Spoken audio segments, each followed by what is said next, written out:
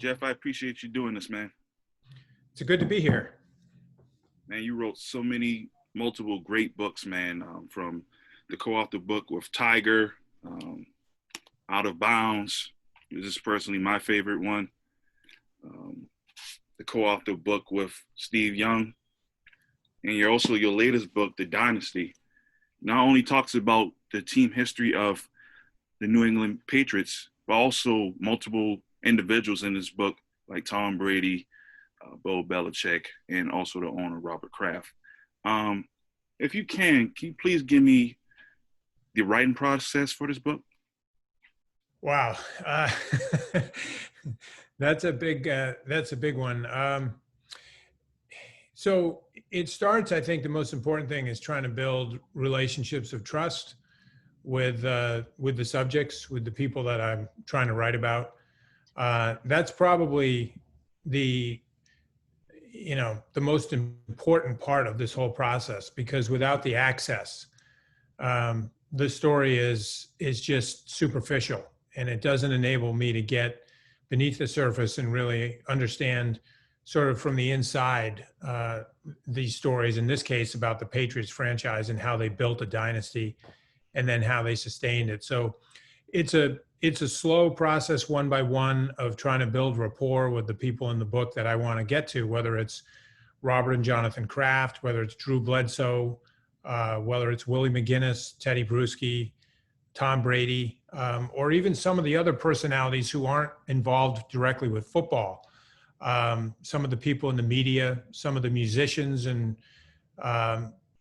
people that are in the entertainment industry that I think have an important part in this book, whether it's Meek Mill or Bon Jovi, all of those, every single one of those people, to me, it was really important to have their voice in this story, because I wanted to show, first of all, how big of a story the Patriots dynasty is, but also how diverse it is. You wouldn't expect in a football book to read about a rock star or a rap star or a president of the United States or the head of a major media company or someone like Howard Stern.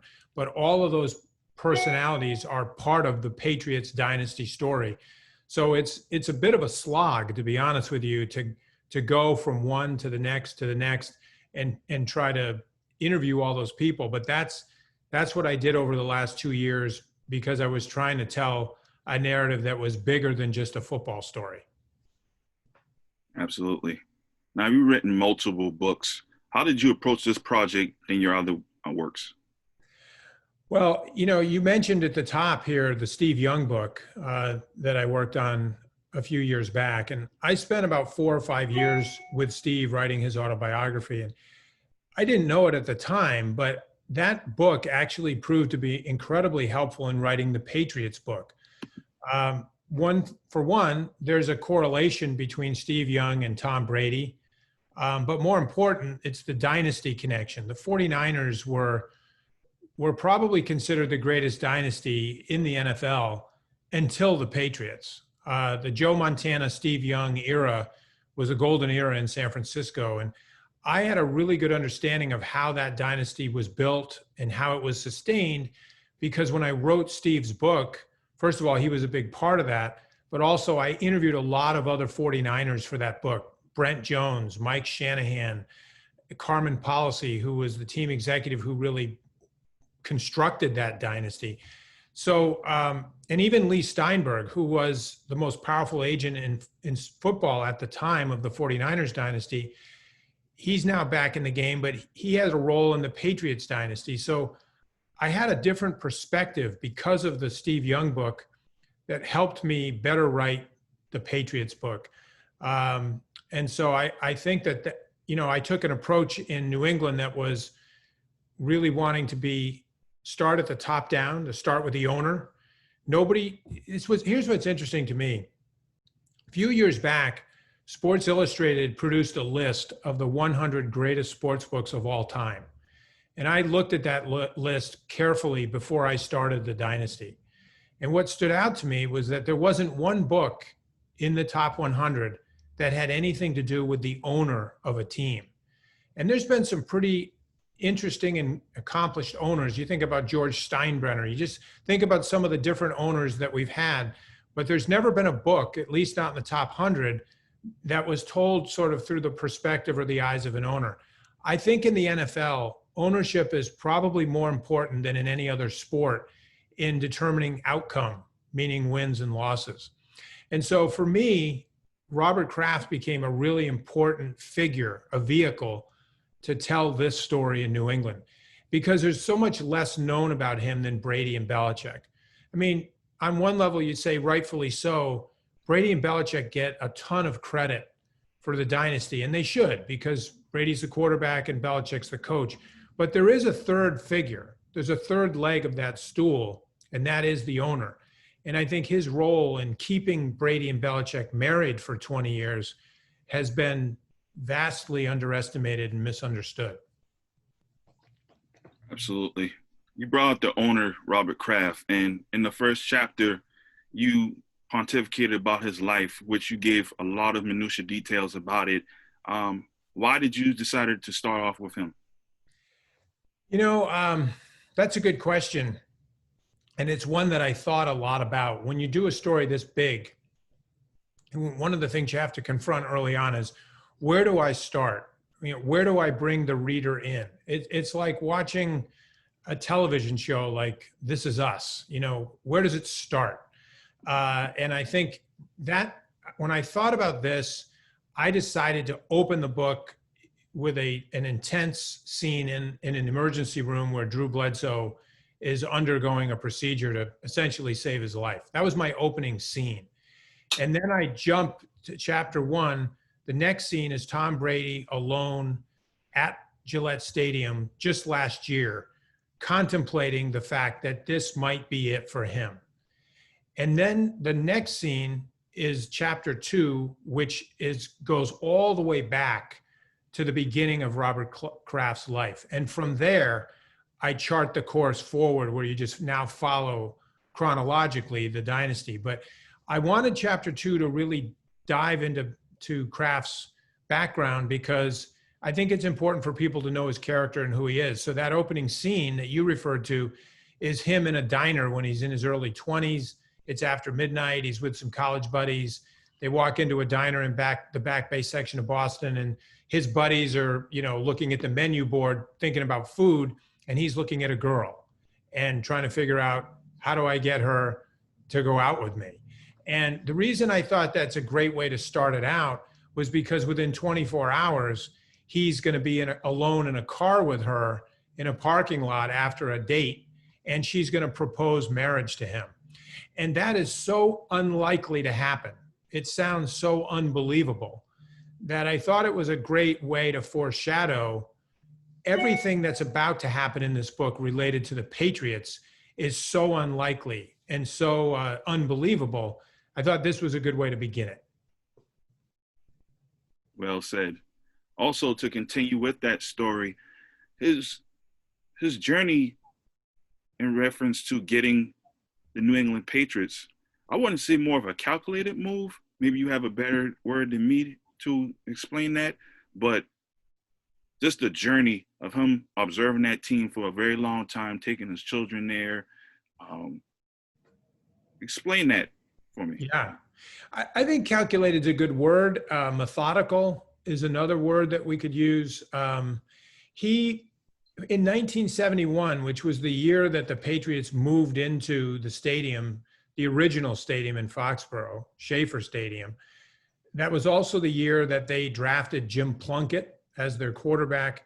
They were a fledgling, brand new team entering the NFL. And that was the year that Robert Kraft got season tickets for the first time and started taking his little boys. At that time, Jonathan Kraft, his oldest son, who's now the president of the team, was like 7 years old. And so he and his younger brothers started tagging along with their dad in 1971, going to every game. They were season ticket holders, and they remained season ticket holders all the way up until Robert bought the team in 1994. So we're talking almost 25 years later. During that entire 25-year period, Kraft is thinking about and dreaming about what it would be like to own this team. And one of the reasons he's thinking that there's a couple. Number one, as a little boy growing up, his favorite sports team was the Boston Braves, the baseball team, which left Boston when he was a kid. I think he was 13 years old at the time. And as it did with a lot of kids, it broke their hearts when their local team left town. He never wanted to see the Patriots leave town because he knew what it would do to the hearts of kids and fans in New England. The other thing was, he's a great businessman, and he was looking at the Patriots. They kept losing. They were a perennial losing team. And he thought of ways that he thought if he were running the team, he could make it better. He could make the fan experience better. He could make the team better.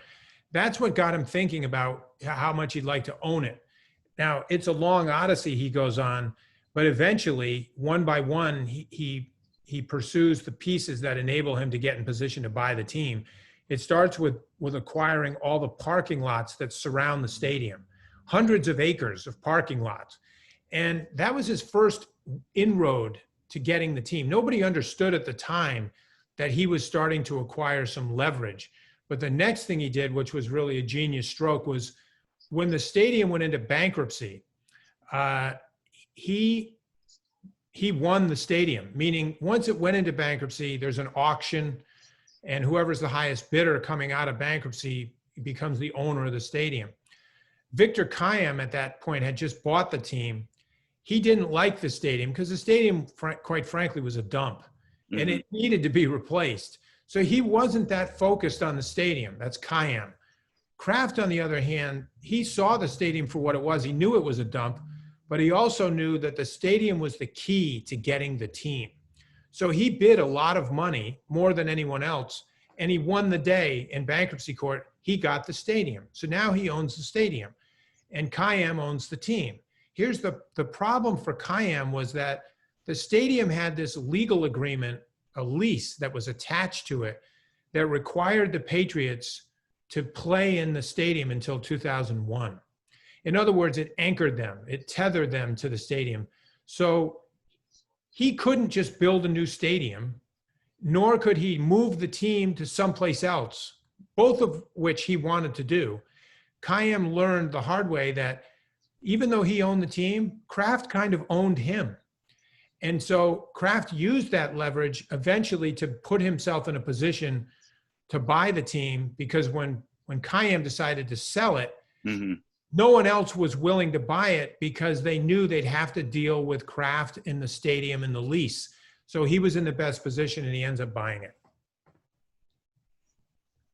That's a great way to put it, man, because, you know, the whole thing, how he watched how the owner, or his son, was trying to make a move of getting the Jackson 5 tour, and that this whole thing just went bad. Just briefly, can you explain that story as well?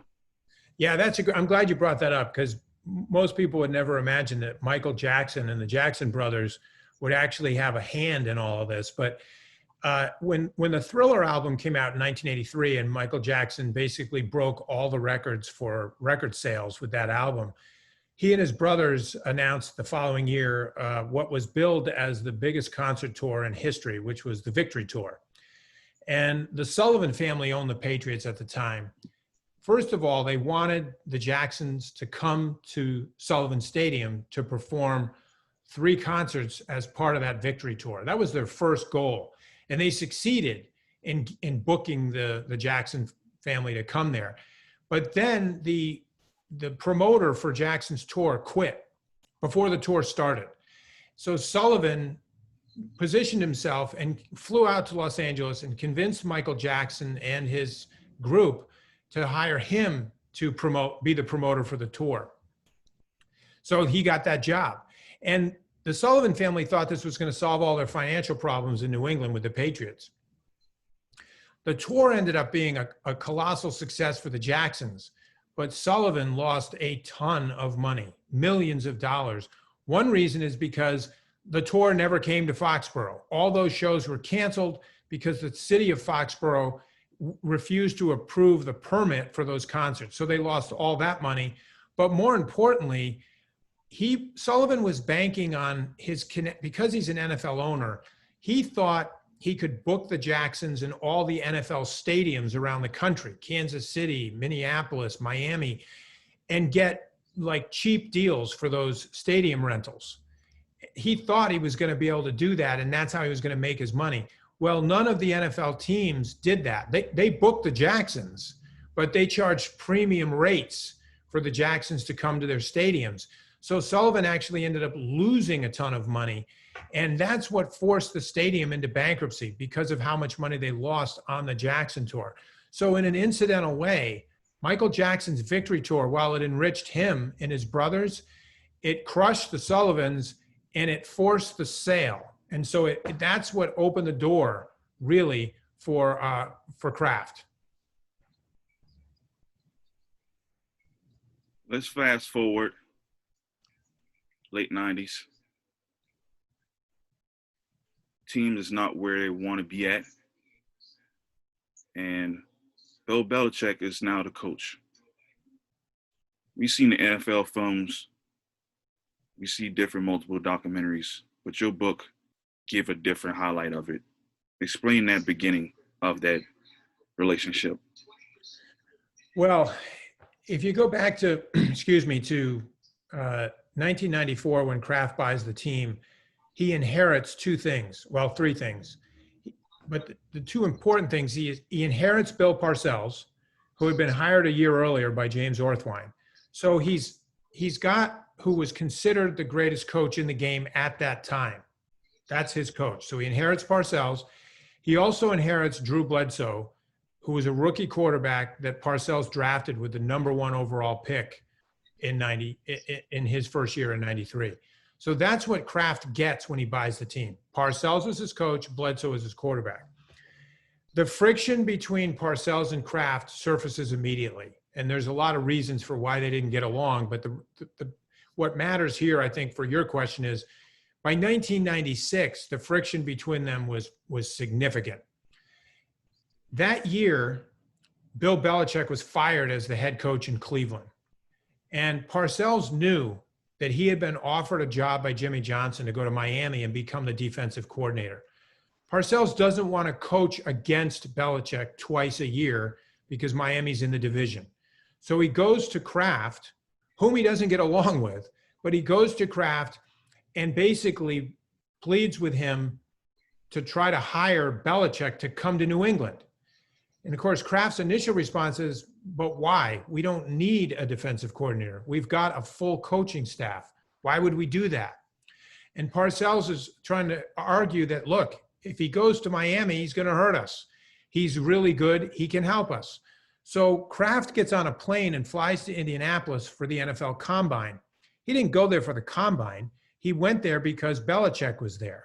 And they meet in private. They meet for about 3 hours. It's the first time they've ever seen each other in person or talked. This meeting is really important. It's never been sort of revealed before or discussed before, but the reason this meeting is so important is because, one thing is it convinces Kraft that Parcells is right, we should hire this guy, and he does. So Belichick never goes to Miami. He comes to New England. But the other thing that's so important about this meeting is that in that 3-hour session, Kraft hears and sees things in Belichick that he hasn't seen in Parcells. He loves the way Belichick talks about the salary cap, the way he talks about free agency, the way he talks about building a team, his philosophy for coaching. Parcells never had these kinds of conversations with Kraft. And as a new owner, that's one thing that he craved was Kraft wanted to learn all these things and have that kind of relationship with Parcells, but it didn't happen. Belichick did that with him in that very first meeting. So he hires him, he brings him there. And in the 96 season, remember what happens to the Patriots, Parcells leads them to the Super Bowl against the Packers.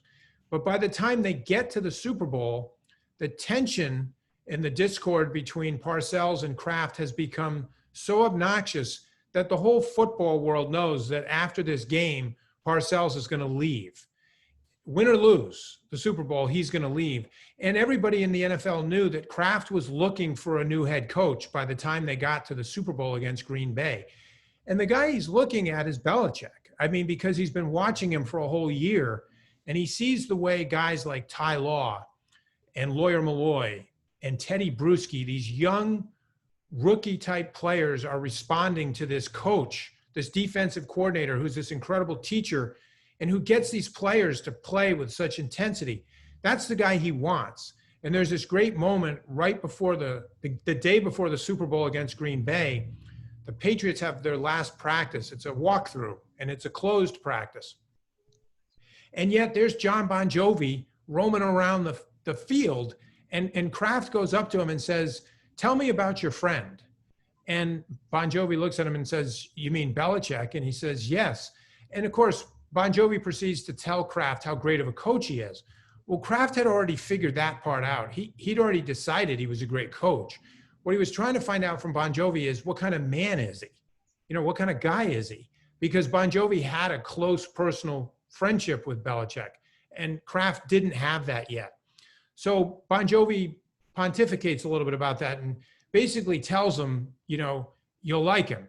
He's a good guy. I've known him for years.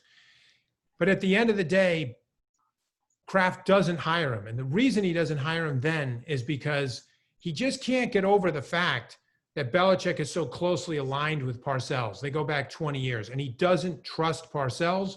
So he hires Pete Carroll instead.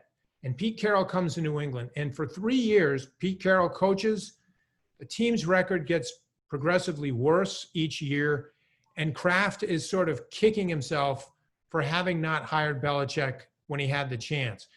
But when, after the third year, when he fires Carroll and Parcells resigns as the head coach of the Jets, that's when Kraft makes a move, and Belichick makes a decision that will alter the history of two franchises, the Patriots and the Jets, but also will alter the history of the NFL, which is to leave New York, where he would have been head coach, and go to Foxborough. And that decision is so momentous because the first thing he does when he gets to Foxborough is he drafts Tom Brady. So if you think about it from the perspective of the New York Jets, I mean, if that doesn't happen, if he doesn't go to Foxborough and he stays in New York, the possibility of what could have happened in New York instead of New England is just, it's hard to wrap your mind around. You brought up Tom Brady, 2001. He's not really talked about. You know, he's a Cali kid, Michigan guy, and they made this move. This is more of an executive decision. Explain why Robert Kraft decided to make this move. You mean the move for Belichick or for Brady? For Brady. So in this case, this was actually a move purely of Belichick's making. Kraft actually didn't understand the move. It didn't make sense to him that Belichick would pick Brady. And the reason was because the Patriots had Drew Bledsoe, who at the time was, by 2000, when Belichick arrives, Bledsoe's been playing for 7 years. He is considered one of the most elite quarterbacks in the league, certainly top 3 or 4. And he's got a cannon for an arm. He's in the prime of his career.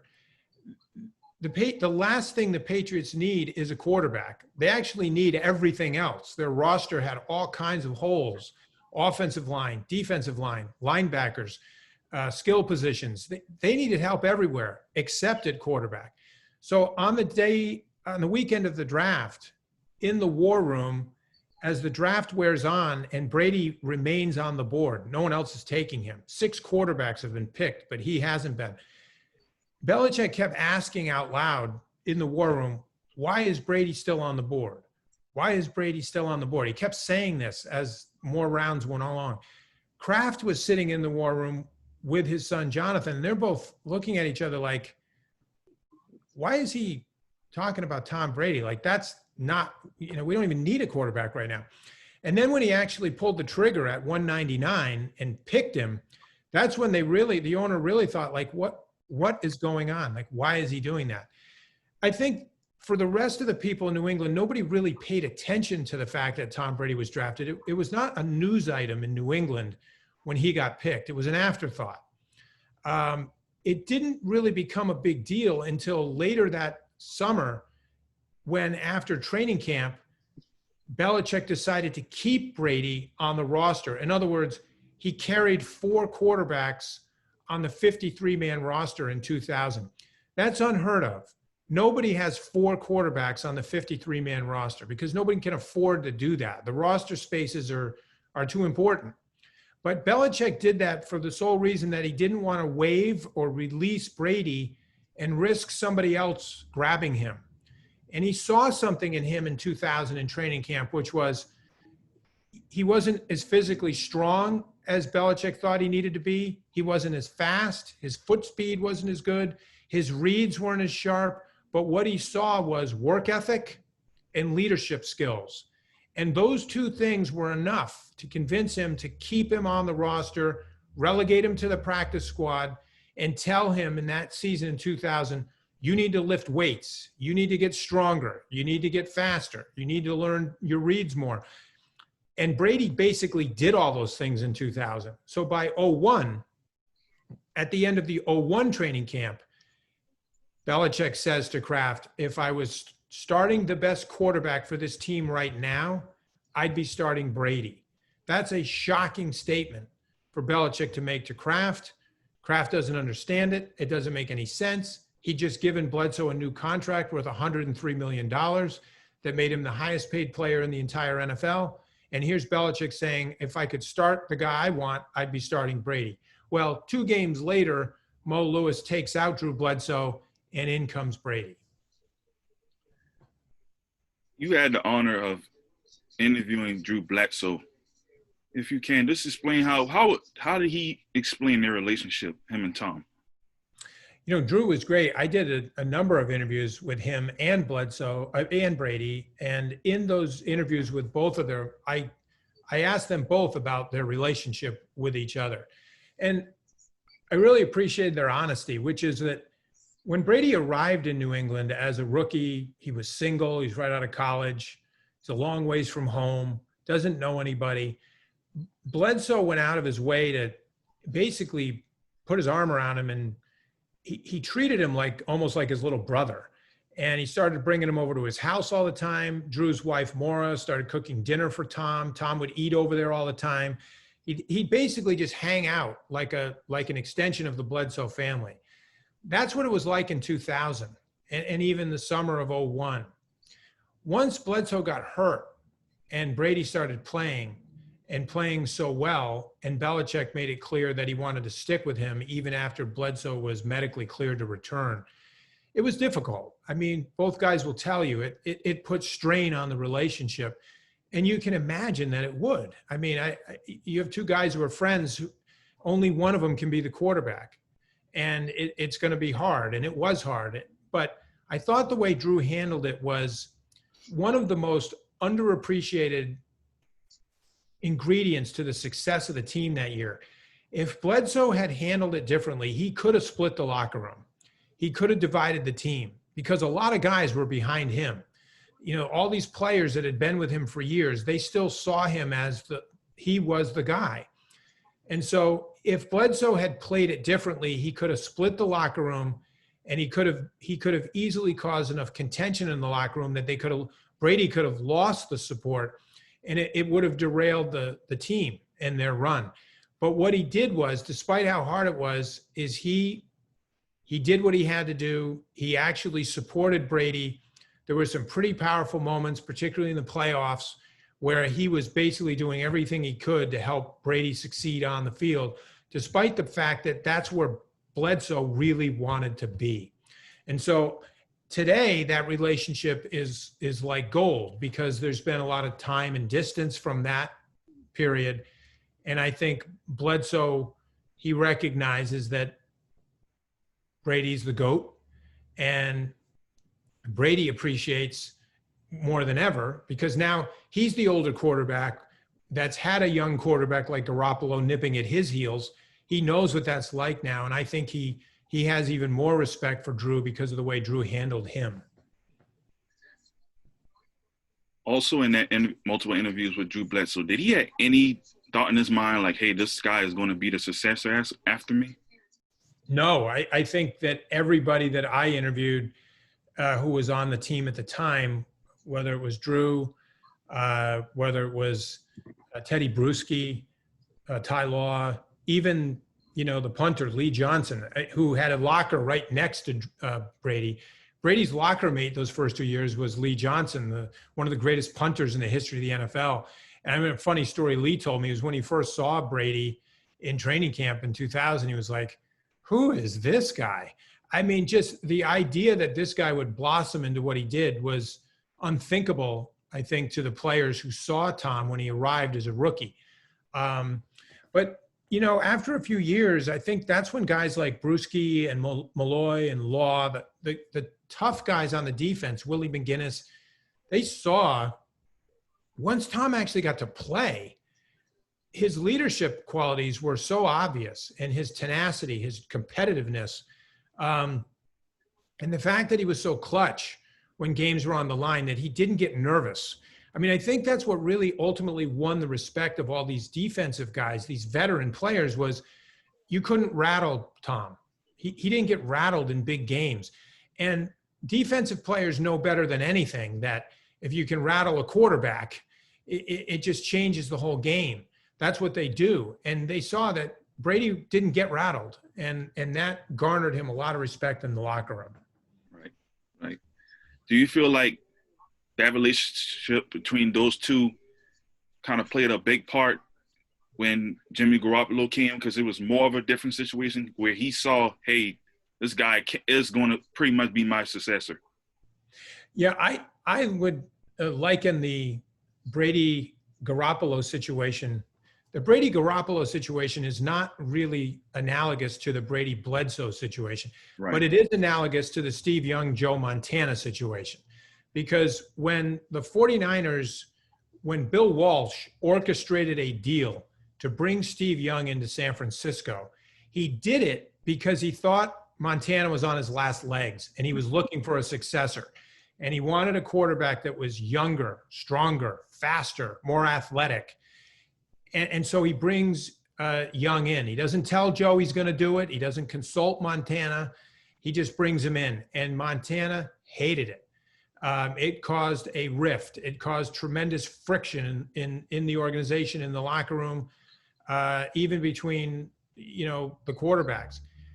But the result was in 88 and 89 into 90, Joe Montana had two of the most prolific seasons of his career. It was almost like a rebirth. And they won those back-to-back Super Bowls that Montana led them to and won. And Steve Young held the clipboard during those Super Bowls. He watched from the sideline. And Joe Montana had basically this incredible resurgence. I think that the presence of Steve Young on the sideline, nipping at his heels, had a lot to do with that. And I think in the case of Garoppolo and Brady, if you think about it, clearly he was brought in. He was young. He was athletic. He had a strong arm. He was all those things. He would be the successor, to Brady. Look at Brady's performance after Garoppolo arrives. I mean, look at the Super Bowl run they go on. And Brady puts up, otherworldly numbers. I mean, the performances in the Super Bowls against Seattle and Atlanta and Philadelphia, I mean, the numbers in those games are just, they're incredible. And Brady's playing like he's in his 20s. And so whether it was intended to make that happen or not, just like I don't think Bill Walsh intended for Steve Young to ignite Joe Montana. I think he really thought Joe was on his last leg and he needed Steve to take over. But what ended up happening was, no, he gave rebirth to Joe. And I think in a sense, Garoppolo did that in New England with Tom. As we're still in that same conversation, do you feel like this dynasty ended at the right time, or was it supposed to end long before, let's say like 3-4 years back? I think it's a dynasty that probably should have ended 10 years back. 10 years back. Yeah, and the reason I say that is because if you look at historically the other dynasties that preceded it, at least in football, the Packers and the Steelers and the 49ers, each of those dynasties, they ran their course after about a decade. They piled up Super Bowl championships and MVP trophies and all that. And then they unraveled. And so if you think about the Patriots dynasty, if it had unraveled, say, in somewhere around 2010, 2012, I think history would look kindly and favorably on them. They'd say, hey, they won 3 Super Bowls. They had a perfect season, regular season in 07. They lost a close one to the Giants, but that's a heck of a run. I mean, every other team in the league would love to have a run like that.